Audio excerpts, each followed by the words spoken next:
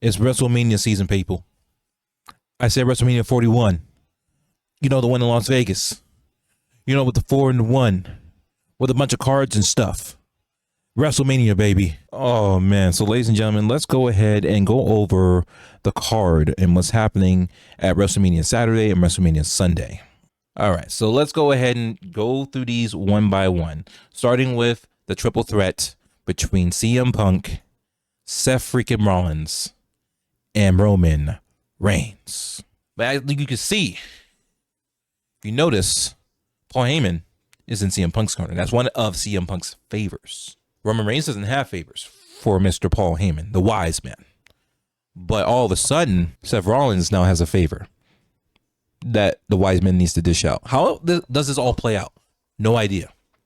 But it's going to be hell of an exciting match between these three OGs. You know, shout outs to Roman and Seth for hanging in there when times were rough and times were tough. CM Punk dabbled in AEW. That didn't work out. He made his way back to WWE programming.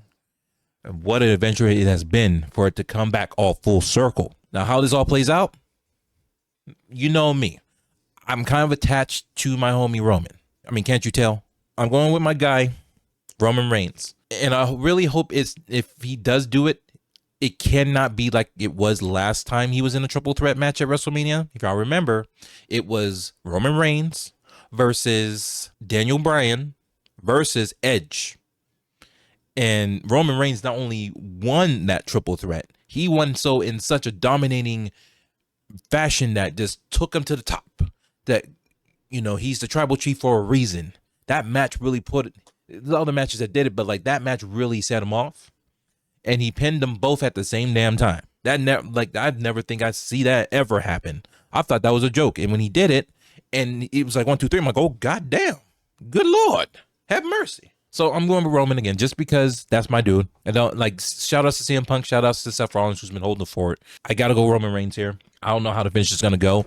And with the fact that CM Punk essentially owes all these fools a favor, who knows how this is going to go? Who knows how this is going to end? You know, obviously he's not going to interfere in the match because he's typically not that manager that does that. But he does. This is going to be interesting because of all three characters involved. So we're going to see how that turns out for sure. But I'm going Roman on this. So remember, this is a triple threat match. So guess what? Basically everything goes. There's no countouts. There is no disqualifications. So straight up, get some chairs, get some sticks, get some tables, and throw them through that bitch. I love how Easter plans get effed because of WrestleMania this year. I say Punk takes the match, but Rollins has a slight chance with the dub. Yes, and I think that would probably make sense there because he now is owed a favor for not taking out Paul Heyman on Raw a week ago. So we're gonna see how that turns out. I'm pretty much juiced for this WrestleMania. I don't know why. Like it's interesting. A lot of people have been chattering that, you know, this is not as like hyped as like prior WrestleManias. I don't know how you don't get hyped when you have John Cena going up against Cody Rhodes for a potentially 17th championship. I don't know how you don't get excited about that. He could potentially break Ric Flair's record. He could do that. Here we go. So the next one is Jade Cargill versus Naomi. And this is going to be a regular fight. Now, this one's interesting because from what I understand, this is one of the first, if not one of the first, this is a first women's match where there just were no implications. There was no title on the line. It's just Jade Cargill versus Naomi, which is great. That's fine. Get them in there. I think the build on this has been pretty decent considering that Jade Cargill hasn't been around. And she came back at Royal Rumble when she took out Naomi because she's like, you did this. And then a week later, Naomi's like, yeah, I did that with Bianca. And so Bianca and Naomi are not on the same terms anymore, as you know. Naomi has, you know, obviously switched and with heel. She's going out. She has some decent promos. You have to give her credit for that. She's really done good, like getting involved and interfering in matches. And, you know, at first, it just looked like Jade Cargill was just going to destroy Naomi. But that has not appeared to be the case. I still think that with everything still involved, and again, like shout outs to Naomi with her change going heel and embracing this caution theme. She's like, make sure you proceed with caution. Like she's really embraced this new character and it works. I feel like this really works for her. Jade Cargill's in the mix. I would have liked to have seen her. I think has she been wrestling? I forget what the last match was. So I'm not really seeing like how this plays out, but I still think that Jade's gonna come out with the win in this scenario, just because she's been trying to get back at Naomi.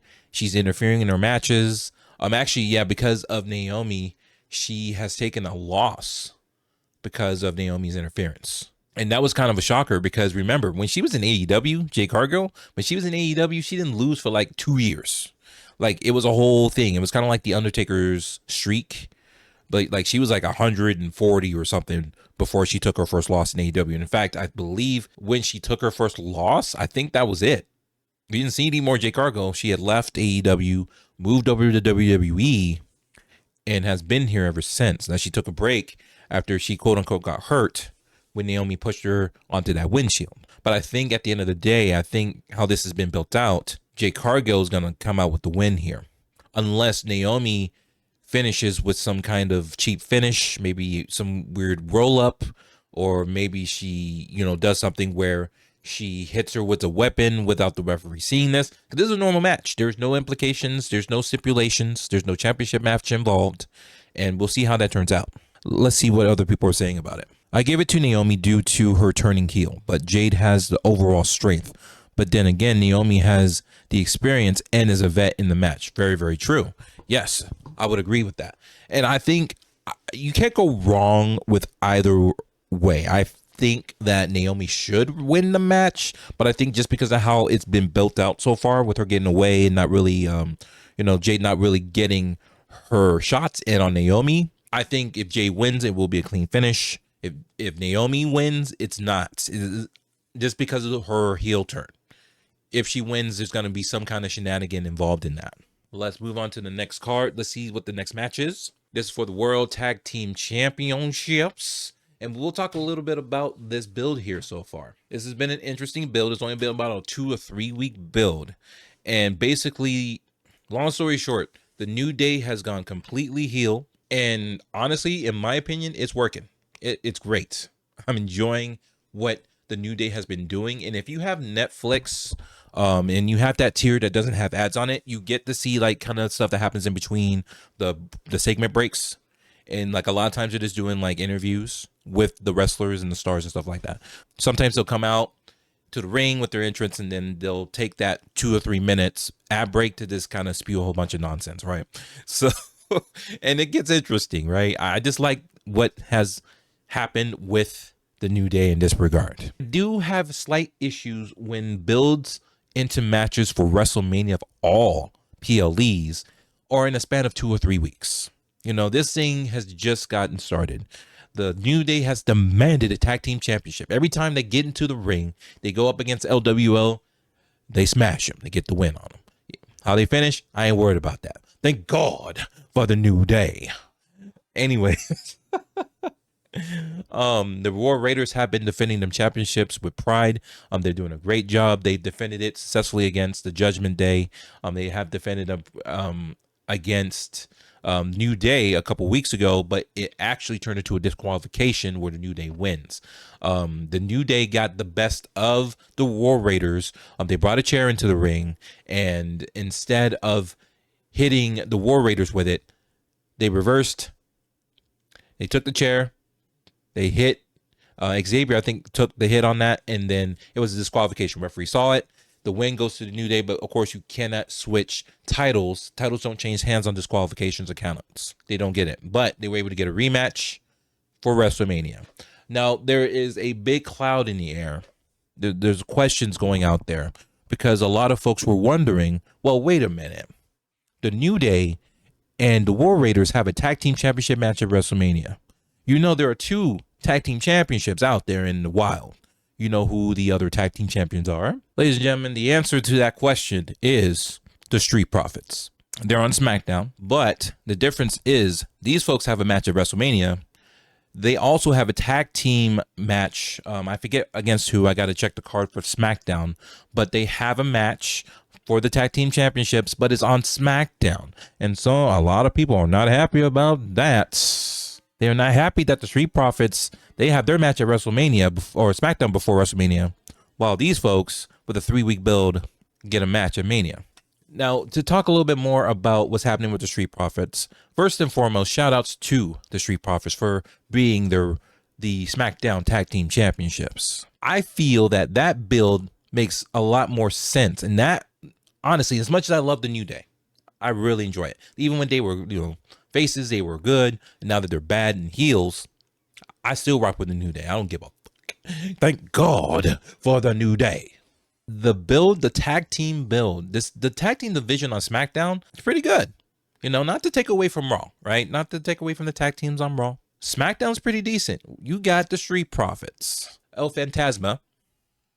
They got the Motor City Machine Guns. They got DIY. They got Pretty Deadly.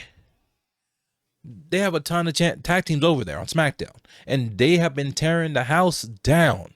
Like, the feud with the tag team division is as hot as it's ever been on SmackDown. And you have to give them credit for that.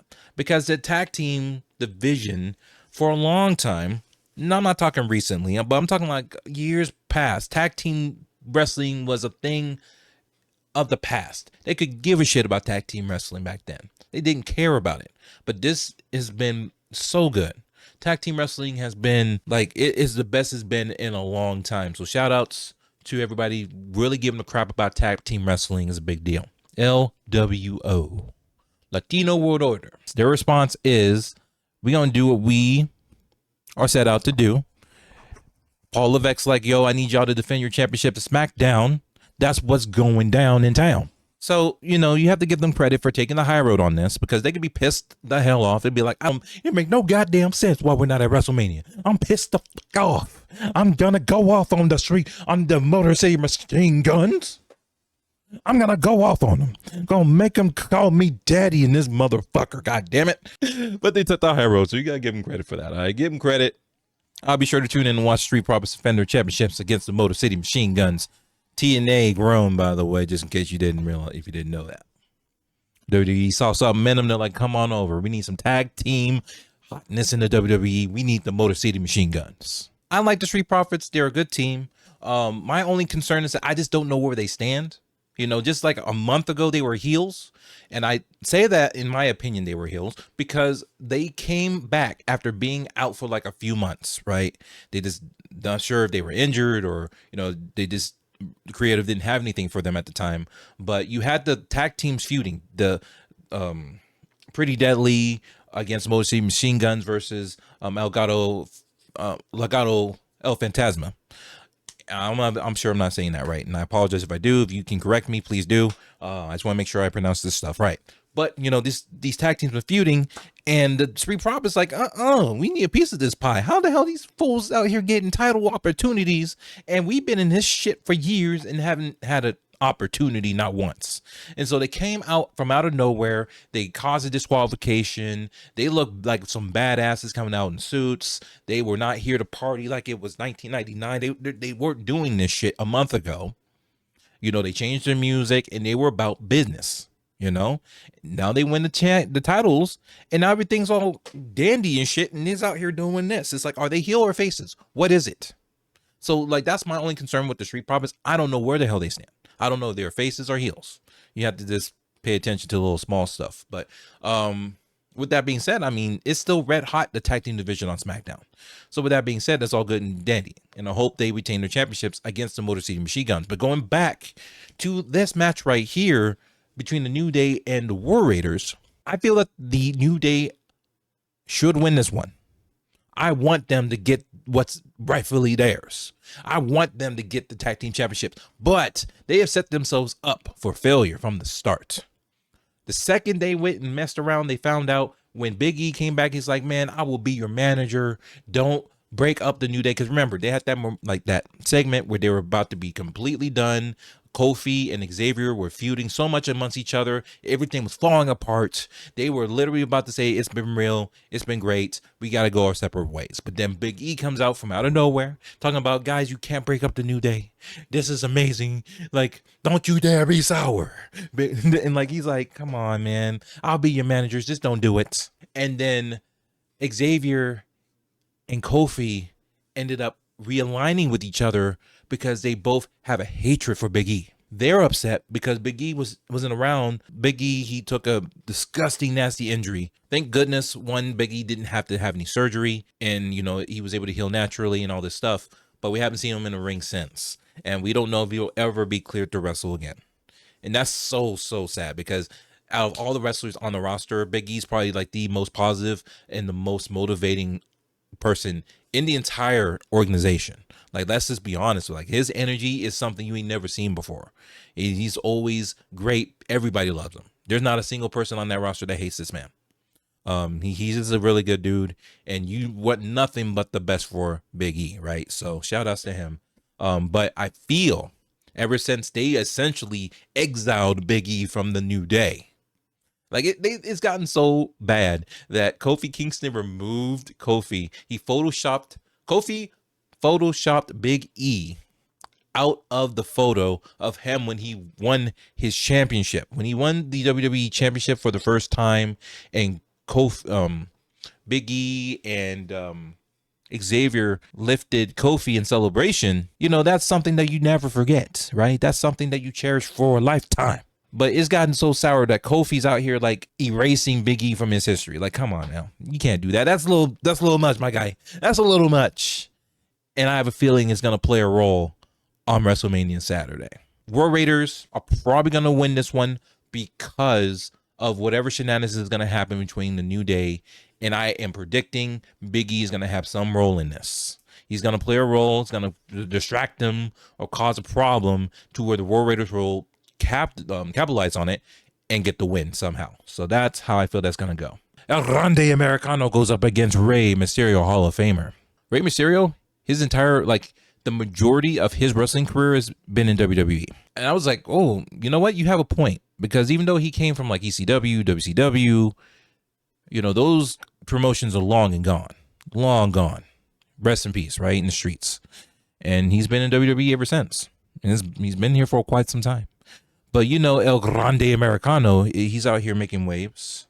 I feel like the heat on El Grande Americano is very hot right now. I actually think El Grande Americano, he gets away with this one. And part of the reason why is because Rey Mysterio does not mind losing. Like, he will put other people over to help people, get their careers started right now. Now, obviously, we know who this is, right? We're not going to sit here and act like we don't know who this is. We all know this is freaking R-Truth, right? We know this is R-Truth. It's R-Truth. You don't get it confused. It's clearly R-Truth. All right? Straight up. All right. Oh, my goodness. Don't act like you don't know who this is. We all know who this is. But we're going to go ahead and play the game. We're going to have fun with it, okay?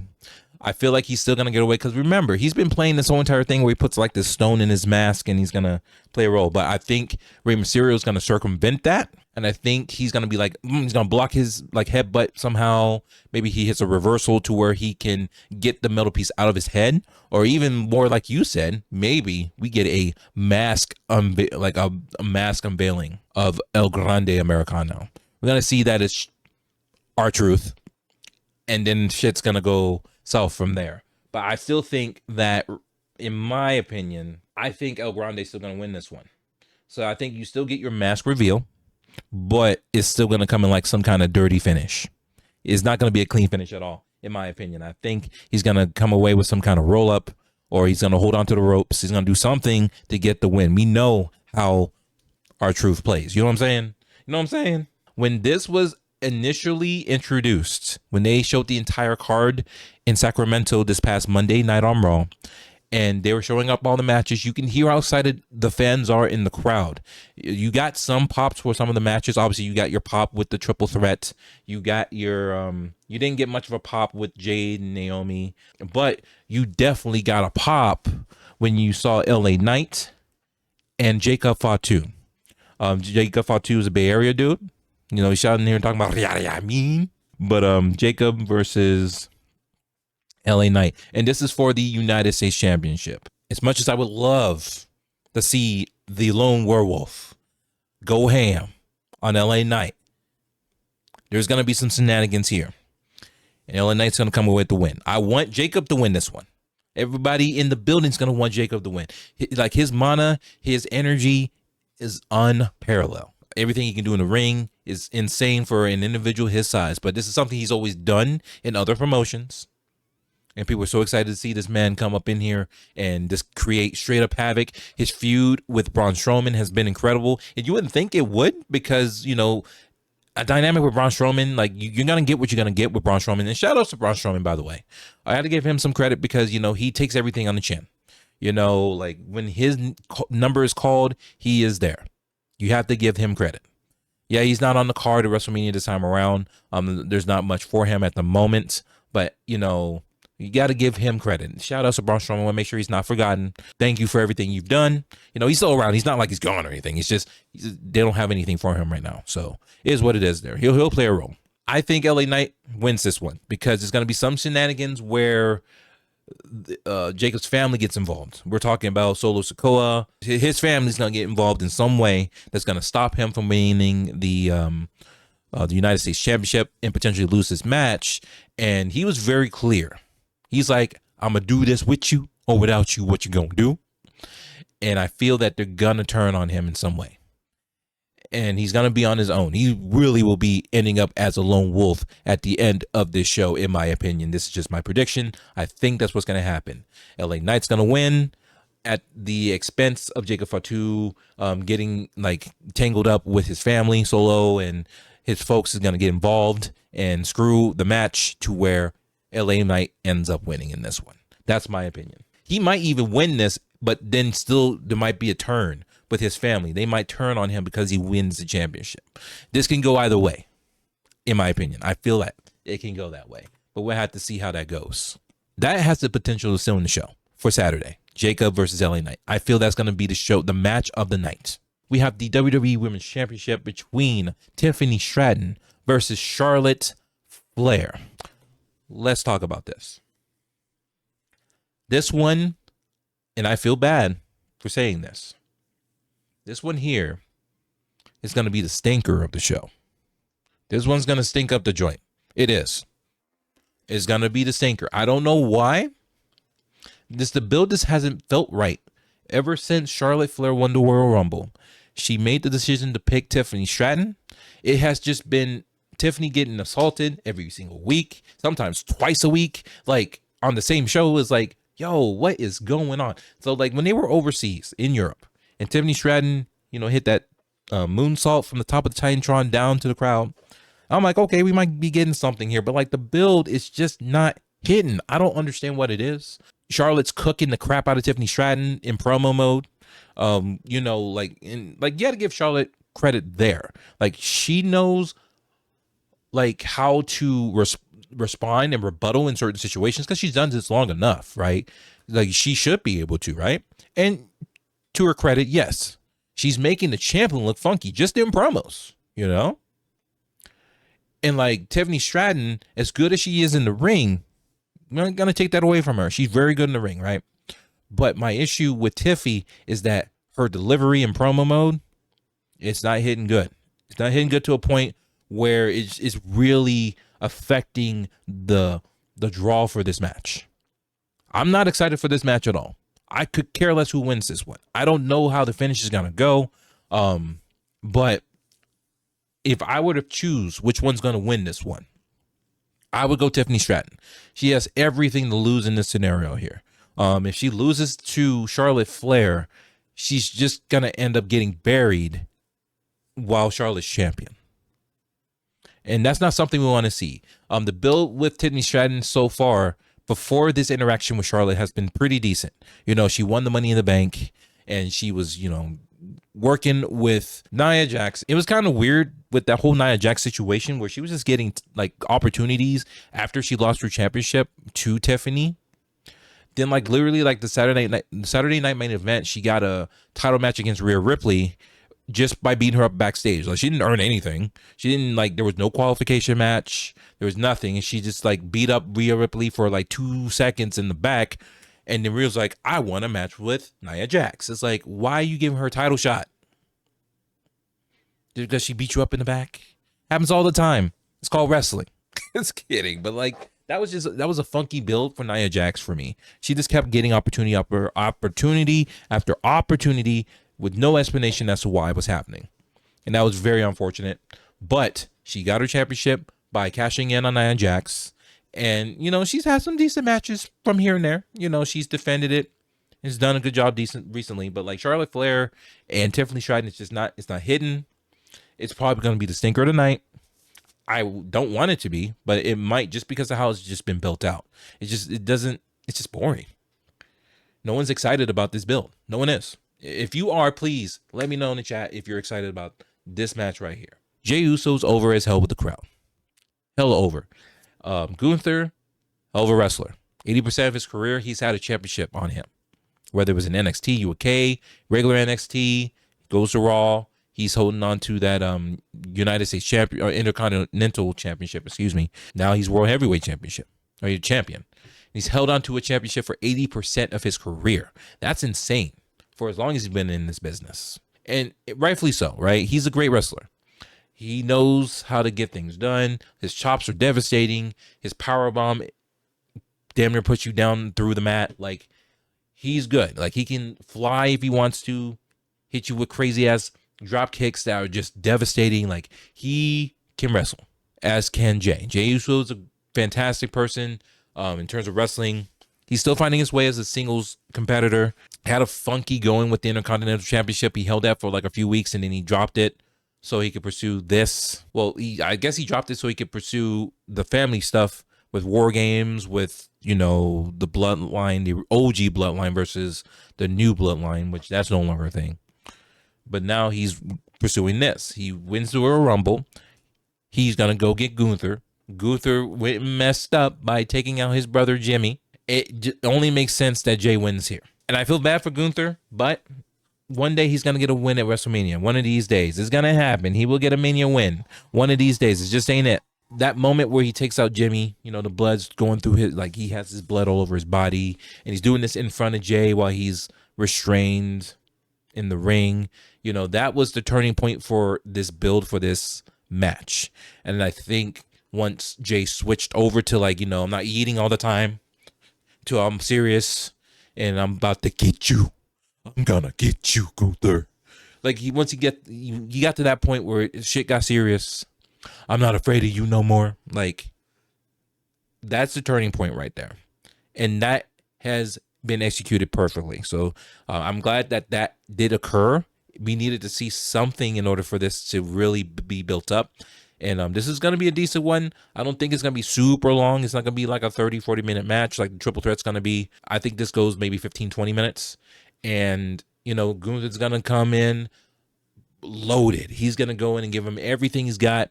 And Jay's going to keep kicking out thanks to, the mana of the crowd. The crowd's going to keep him in this. And, he's going to have it in. It's going to be a wild finish. People are going to love the hell out of this. And my next question is, how does this play out in terms of card order? Like, how is the matches going to go? We know that the CM Punk, Seth Rollins, Roman Reigns, that's going to be the main event. This needs to start. I think this needs to start the show. Because you need to give people something to get juiced about, especially if Jey wins this one. I feel this one has to start the show. They haven't announced what will start the show, but I feel this match right here starts it. It has to start it. Like, usually you want your championship matches to either, like, especially the big caliber ones, to either start or finish. Since we know the Triple Threat is the main event, this has to start the show. It can't be in the middle. There's going to be a whole bunch of stuff because it's going to change, like, the mood that your crowd's going to be in, especially if these shows are like 3 or 4 hours. You got to keep them engaged.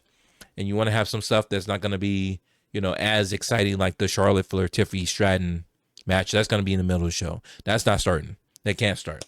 This has to start the show, in my opinion. We'll see how it goes. We'll find out more on what matches start and what ends, and we'll go from there.